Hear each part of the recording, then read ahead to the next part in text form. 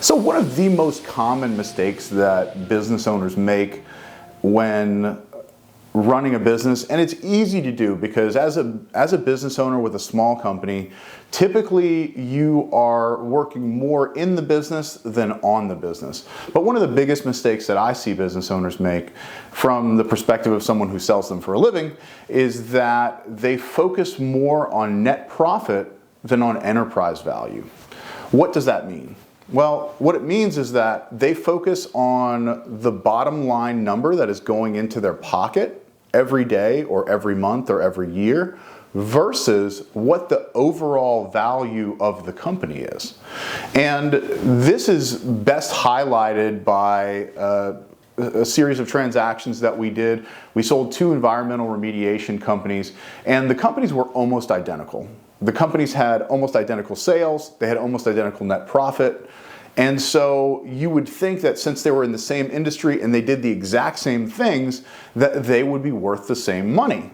But they were actually, one of the companies sold for almost twice as much as the other. And actually, I take that back. One of them sold for just a little bit over twice as much as the other. And the reason for that being is that the company with the lower valuation had the owner worked in the business, they took all the phone calls, they ran the teams. If they had work out of town, they did the work out of town. And so they were a crucial part of that business. And when a buyer was purchasing that company, they understood that there was going to be a huge loss since the owner was no longer going to be there. Whereas the second company that received the higher valuation, that owner spent part of their time in another state.